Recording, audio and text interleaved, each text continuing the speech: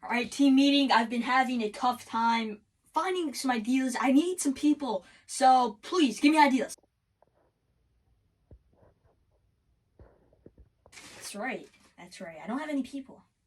I need a co-host. I need somebody to help me. I need some energy. I need someone else. Chris and his dad talk about sports.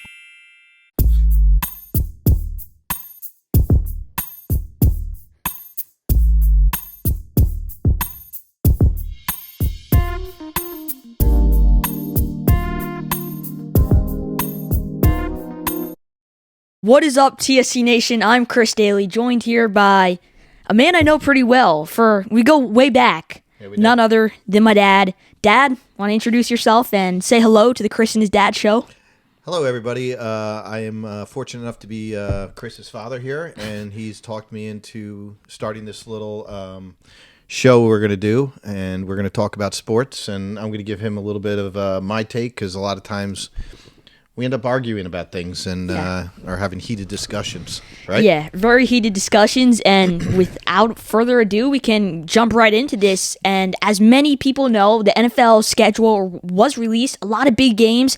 I'm going to go over my three favorite games, going from 3 to 1, and I'm going to kick it off with a Week 5 game, the Browns and the Chiefs, the former AFC divisional round game. Absolutely amazing game last year. Baker Mayfield almost died at the end zone in that helmet-to-helmet hit, fumbled. The Browns should have won. And the Browns had a good draft, didn't they? Oh, they had a great draft. Who did they pick up? Well, they got JOK, Jeremiah Owusu Koromoah, play like a champion today from Notre Dame. Yeah, he went late. He went a lot later, I remember, in the draft than they thought that he was going to go. Yeah, it was a hurt condition. Oh, that's what they said. Okay, yeah. So that dropped him back in the order, but a lot of people thought he was going to go first round, and the Browns ended up picking him up.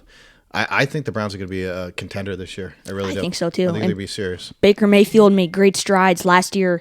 Can only imagine how good he's going to do this year. He's got a cannon for an arm. Yeah, so it'll be interesting to see also how the Chiefs bounce back from that Super Bowl loss. Indeed, and the Chiefs got a tough schedule. The first 5 weeks they play. I believe they played the Chargers. They play the person which I'm going to speak of next in Week 1, which I won't say. Who's that? It's the Buffalo Bills. All right. So they play the Chargers, they play the Ravens, and of course they play the Cleveland Browns. Yeah. So they have a tough schedule from the jump. Is Kansas City playing at Cleveland? Or is it? Not sure. Do you know who has the home game on that? Oh, come on. What kind of show is this if you don't know what the heck you're doing? See, Chris, this is what I'm talking about now. We're going to be a talk show host. We got to know these facts. This is what's going to make you a better talk show host. Enjoy this awkward moment. Well, we can jump right into the next game. All right, what's the next game? Which is to put you on the spot. Which is the Buffalo Bills versus the Kansas City Chiefs. Okay. In Week 1, which to me is a great game because Josh Allen. Buffalo Bill against the Chiefs? Yeah, which was the AFC Championship game. So hold on, two of your top 3 games are going to be involving the Chiefs. The Chiefs are the team to watch. Patrick Mahomes. Come on. He's the face of the league. Pat Mahomes is the face of the league. Him and Tom Brady. Okay, all right. So what do you like about the Bills Chiefs matchup? What's intriguing you? What's intriguing me is how the Bills are going to respond after losing an AFC Championship game. Is there a fire that's lighting inside of them, or are they just going to go and they're going to lose again? Do they want it? Do they want to prove that they're a Super Bowl contender? We all know the picture of Stephon Diggs going like this. I'll put it right now, editing it, going like this, watching the Chiefs. Right. I want to know if they want to go out there and kick some butt, or if they're going to just slack off and be the second best team in the AFC. Yeah, what happened to the Bills last year? They made it into the playoffs. They were a pretty good team, but what were they missing? What do you think they were missing?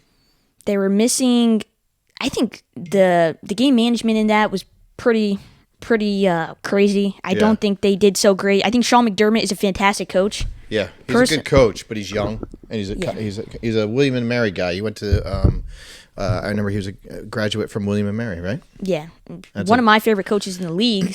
My favorite coach in the league, but I don't think he had the best game himself coaching in that game, which led to the Bills not doing so well, and it's the Kansas City Chiefs. Yeah, Chiefs are going to be tough. They're always a tough out, and you You got to think that they're going to come back with a lot of fire after losing in the Super Bowl, and they really did not have a.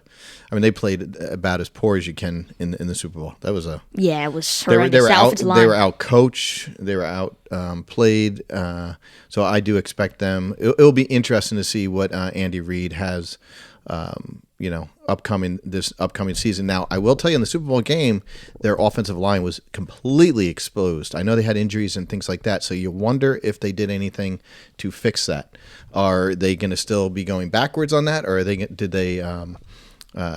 be healthy and able to protect Patrick Mahomes? That's going to be the big question. Yeah, it is. And you speak of that Super Bowl. The other team in that Super Bowl was the Tampa Bay Buccaneers. Tom Brady. Can you guess? The next game involves that team. Yeah, that's the biggest game to me of the year. That's like must-see TV. Tom Brady is going to New England to play the Patriots at Foxborough. in Gillette Stadium. I mean, that's going to be incredible. It's going to be amazing. I can't wait to see what the Patriots do. I'm more intrigued at the Patriots than I am at the Buccaneers in this game. Yeah. I wonder who their quarterback is going to be. What's going to be funny about that game is, like, you got the game itself, but then you're going to see all the other soap opera drama. Mm-hmm. Is Tom Brady going to go and shake hands with Bill Belichick? You know the camera's going to be on everybody, When Tom Brady, after the game, whoever wins, whoever loses, how will Bill Belichick handle if he loses? Will he go up to Brady? I think they'll end up doing the right thing, to be honest with you. I think there's too much history there. I can't imagine Belichick, creating any drama like he has in the past with some of his handshakes and post-game antics. They got so many Lombardis together, 6 Lombardis. I don't think they should. I got to tell you that two of the most fierce competitors in sports. I mean, as a head coach, you got Bill Belichick. As a quarterback and just athlete, I mean, you have Tom Brady. It doesn't get any better than that. I mean, that's going to be a game you're going to want to watch. Now, on the other side of the ball, who's going to be the quarterback for the New England Patriots? You draft Mac Jones, who people compare to Tom Brady, physically and the way he plays. And then you got Cam Newton, and we all know Cam Newton, the showboating Cam Newton.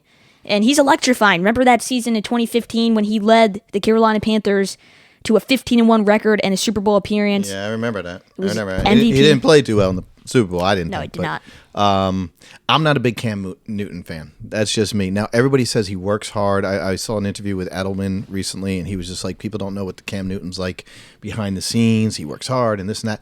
What I see is the post-game antics and how he kind of carries himself, and I feel like he's a little bit too into himself, and I don't know how the heck he and Belichick mesh, but I guess if anybody can whip him into shape, it would be Belichick. I mean, he takes, you gotta do it their way, once you get into that system. So it'll be interesting. I'm just not a big believer in Cam Newton, but I do think he'll play. I think you had COVID. You know what coronavirus can do to a person. Thanks Cam Newton. for bringing that up. Okay, well, Yeah, tell everybody. I had the COVID. amount of people I had that COVID had in COVID. December. Yeah, which was a while ago. And I was in the hospital. Yeah. Cam Newton had coronavirus. Please send your donations to me this way. Cam Newton comes to a new team, a new offense, a whole new style of play, and then he gets COVID and is out for 2 weeks. Yes. And ever since he got COVID, I think it was week 3, week 4 in the season, he was not the same person. Yeah, well, you know what? That can be something. Listen, the Patriots had an overhaul. Their draft was aggressive. They got a lot of new, not just their draft, actually, the free agency market. Yeah, that's where they absolutely, they just went to town. They spent more money than anybody, I think, in free agency. They got great tight ends. Hunter Henry. Henry. They're going to have a new team out there. I guarantee you. They're going to have a new team. Who's that? He's the ex-Chargers tight end.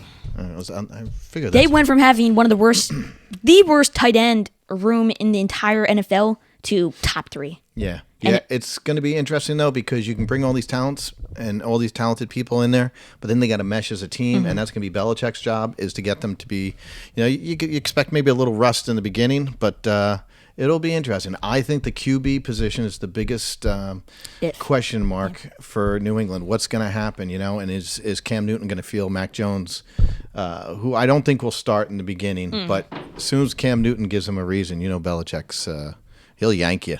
He'll yank you and put in Mac Jones. So it'll be interesting. Yeah, it will. And I think there's only going to be 2 rookie QBs. There was 5 drafted in the first round, which is tied for the record. I think there's only going to be 2 that actually start week 1. It's Trevor Lawrence and Zach Wilson, who were 1 and 2 to the Jags and the Jets. Trevor Lawrence, is he any good? Anyways, moving on to the ice. The New York Rangers, who we're big fans of, they had an interesting week, firing their head coach, David Quinn. They just got rid of the whole front office the other day as well. Yeah, they got rid of John Davidson. And Jeff Gorton. Yeah, their president, GM. They got rid of everybody, kept Chris Drury, and he's going to take over the reins. And this is unfortunately, James Dolan is the guy who runs everything at Madison Square Garden. The Knicks, I don't remember. The Knicks are good this year. I know, but they weren't relevant for since 1994, and I was just a baby back then. All right, no, maybe not. But they weren't relevant since the 90s, and the Knicks are just, they're now finally back. But, I mean, it's been decades for them to get good. And Dolan now, I hate the fact that he used to ignore the Rangers, and that was a good thing. The fact that he's even paying attention to them makes me nervous. It's like, please, just go screw around with them. Now he's paying attention to the Rangers, and the Knicks are getting good, right? So as soon as he starts paying attention to the Knicks, then the Rangers will probably get good. And he didn't pay attention to the Rangers in 2014. They went to the Cup, lost to the Kings, and the only person left from that roster is Chris Kreider. That's right. One player remains from that 2014 Cup run team. David Quinn was 96, 87, and 25. 25 is the overtime losses.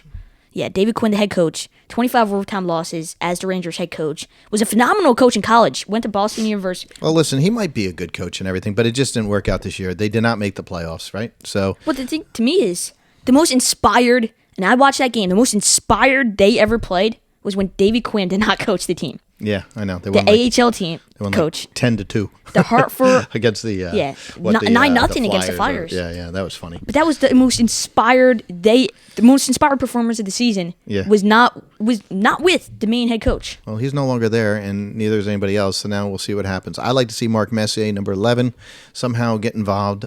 He's my guy that I believe in. So it'd be really cool. It'd be. Nah, I don't want to see that guy come back, please, as head coach. He's just too crazy. But we'll see what happens with the Rangers. It's kind of old news now. It's on to the playoffs for the NHL, and the Rangers have to wait till next season. Yep. And we talk about the New York Knicks. The New York Knicks in New York. Another big city is Los Angeles, the city of angels. Jeannie Buss, who is the president, she's the head honcho over at Los Angeles Lakers. What's her name? Jeannie Buss. Jeannie Buss. Okay. She made her list of the top 5 Lakers of all time. It featured Kobe Bryant, Kareem Abdul-Jabbar, LeBron James, and a few other Laker players. Okay.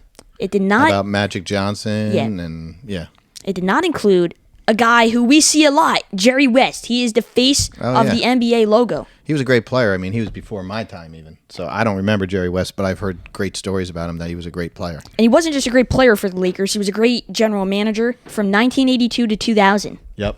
1982 to 2000, he bought in Shaquille O'Neal and all those big-time guys. He won so many rings with them. He bought in Phil Jackson, who was included in the list. Phil Jackson was one of the 5. Yep. And they failed to include the face of the league. The face of the league. He's on the logo. Yeah, it's crazy. I don't understand that. That's insane. But, with basketball, I think you have a few good teams, but it's going to be interesting to see who makes it to the finals. I mean, LeBron's been to the last, 10, 11? Yeah, they're injured, though. Yeah. LeBron's injured, Anthony Davis. The two main guys are injured. Yeah. So. Is LeBron going to come back? Yeah, he is, but he's not 100%. He's not 100%. Okay. I like the Utah Jazz and the Phoenix Suns. They play as teams, and I just like team basketball. It's fun. Yeah. It'll be interesting. That should be a really good game. Yeah. And now, within the world of golf, we see 2 familiar names come back. Wow, we're going to golf now. We're going to golf. We're going to the PGA, where some interesting stuff is happening. Cover everything, dude. Rory McIlroy. My head's spinning. Is he back? He's 32. Hasn't really been around. Hasn't been good for the past 3 years. Yet he's made like $30 million. But yeah, Rory McIlroy. Wells Fargo championship last weekend. He won the championship, and he looked pretty. It was funny. I watched the end of it, and he looked really pumped after it. After he won, like he almost got like emotional, and it was pretty amazing to see how much it affected him. It just goes to show, like, these guys who, there's a bunch of golfers out there who just, they're happy to come in the top 20, but the guys who are like Rory McIlroy, who won a major, he won the Masters. those guys want to win. And you could just see how important it was and how difficult it is to think about it, just to win any tournament, let alone a major. But I mean, this particular tournament, he's had success in the past, and it was kind of cool to see him, after it. He seemed really more excited than you think he would be for, what was it called? The Houston Open? The Wells Fargo. Oh, the Wells Fargo. Okay. So it's like, okay, it's just another golf tournament. But for him, he won, and that's pretty big. Yeah, and he was part of the DeChambeau effect when DeChambeau came in and he was hitting bombs, absolute bombs, driving 300 yards. Yeah. Just insane. Yeah, DeChambeau was pretty insane. McIlroy changed his game to mimic that, to hit long drives off the tee, which is not his game. He wasn't hitting fairways, and it totally threw him off. He changed his swing completely. Not DeChambeau's game either. Yeah. Oh, gosh. He wasn't hitting fairways, but he's a U.S. Open champion. Yeah, okay. But, but with that being said, McIlroy had to switch his swing back to what it used to be, and then also when he switched from Titleist to Nike, right, he also dipped in performance. Does that really make a difference, I don't switching know. balls? Does I mean, come on. I think it makes a difference in his wallet. I don't know if it makes any difference, but I'm sure these golfers maybe think it does. But anything that has a logo on it, I kind of just really lose interest. Yeah. And now to the pitch, mate. We're going to the pitch. Oh, we're going to the pitch. This is where we talk British. I'm horrible at that. Circulate the ball, mate. No, that was actually pretty good. You sound like a goth, though. We talk about goth. Good day, mate. That's Australian. That's Australian? Yeah. Oh, okay. All right. It's like kangaroos. I try. Yeah. So what do we got? Manchester City, we're in a fantastic game today against Newcastle, 4-3. Okay. Ferran Torres, who... Why don't you give the people out there who maybe don't follow soccer, I'm going to give him a rundown, which I was going to do. Like, honestly, with the English soccer, okay? You're really big on this. Who's the best team over there? Give us a little summary. The best team right now in England is Manchester City. Their backup goalie is the starting American goalie, Zach Steffen. He used to play in Columbus, Ohio in the MLS, and then Pep Guardiola brought him into Manchester City. Okay. So a lot of Americans have been supporting them because of him. Yep. And they're by far the best team. They play as a team. They have a young... Okay, so Man City is the best team over there. Yeah, in England. Okay. And they're in the Champions League. So in Europe, you have all those domestic leagues. It would be like if NFL was in every single country, Canada, Mexico, right, all the North American countries, and you take the top 4 teams in all those countries. Some leagues only have one because you're not as good. Don't confuse. Just keep going. You're doing good. But if you good. take those top 4 teams and put them in one big tournament, pretty much, during the regular season. Called the Champions League. Okay. The winner, it goes group stages. The top teams in the group stage advance to the knockout stage, round of 16. You go to 8, you go to 4, kind of like March Madness. So where are we now with that? The finals. You're at the finals. The 29th of May. The 29th of May. Who's playing? Will be Chelsea Football Club, which has, we speak of Americans, Christian Pulisic has been one of the most impactful players. Pennsylvania guy. Hershey, Pennsylvania, has been one of the most impactful players on Chelsea this season. He's just brought an electricity. He's back. The problem with Pulisic is people say he's made out of glass. He gets injured a lot. Yeah. Now that he doesn't get injured... made out of glass. No to see. Listen, I'm not saying that's bad. I know. I never said anything about that. The guy who's had a cast on his arm for the last six years. Yeah, but he's been electric. He's been electric, scoring goals in the Champions League semifinals against Real Madrid, which Cristiano Ronaldo, who's the best player, the most well-known person on earth, played at just a few years ago. Hold on a second. You confused me. Who's in the championship? Chelsea and Man City. Man City. An all-English final. What is Chris Dailey from the Sports Court, the one, the only, what does he say is going to be the final score of that game? It's going to be a 3-2 game. Okay. We got that. It's going to be Chelsea. Really? You think Chelsea's going to upset Man City? Look at this. Conflicted. He's already wavering. You can't do this, Chris. If you're going to be on his talk show, you got to make picks. You got to be bold. Yeah, I'll go now. Chelsea 3-2. And I go Chelsea 3-2 due to the fact that... And then Man City's going to win. We're going to do a show at the follow-up. Okay, You're like, I kind of... said that. But Thomas Tuchel, ever since he's a new manager at Chelsea, Chelsea was horrendous in the first half of the season. They fired their coach. I think Man City's going to win, by the way. And you're a Chelsea fan. I know. But I think Man City's just so good. They scare me. But I'm worried they're going to win. The problem with Man City is they have great players, but they got to finish the ball. Yep. It depends who he plays. Pep Guardiola, if he plays a guy like Torres, which he probably won't, I think they're going to win. But to me, to me, Phil Foden, who is a great young talent, he just has to finish the ball. Once he finishes the ball, he's one of the best players in the world. All right, so we'll do a follow-up on that after the game, and that's on May what? May 29th. Where do we watch that? What time? 3 p.m. Eastern, which is 12 on the West Coast. I guess so, yeah. -3. Yeah. Are people watching this on the West Coast? Hey, how you doing? How you doing? You never know. Maybe at Central Time. That's where we're big at. Oh, okay. Are we? Central Time. Wow. All right. We got to do a tour. Yep. What else you got? To wrap it up, going back to the gridiron. Okay, the gridiron. You see that team right there? We need some, the next show, I want you to have some gridiron music. That's not gridiron music. What the heck was that? Okay. I like that. Okay, we'll work on it. Very good. All right, that's it. Do you have clapping or laughing or anything? I got this. Sad trombone. Oh. Okay, let's go. What do we got? Rapid fire here. Come on. You see that team, Los Angeles Chargers? They got a pretty... I was wondering why this helmet was here. They got a pretty good quarterback. His name is Justin Herbert. Hey, People, if you bet $100 on him to win MVP, I believe you make it $3,000. Really? Okay. Make a good chunk. Yeah, I think he has a very good shot of being the MVP, but it'll be interesting because they didn't do too well last year, right? They lost a lot of games. The coach was off. They could have won. Their coach was maybe won the 5 more worst. games. Lynn, he was the worst coach I've ever seen in the NFL. Did he get fired? Yeah, Brandon Staley, who was the Rams. Okay, there was a question. Would they go offensive coordinator or a guy like Brian Daboll, who was at the Bills, who developed Josh Allen? Josh Allen was really inaccurate coming out of college. Totally transformed his game, transformed his throw. Josh Allen's one of the better in the NFL now at accuracy. Okay. Totally fixed him. He was the offensive coordinator, but he also worked with Josh Allen exclusively. So there was questions, okay, would you get him to help out Herbert?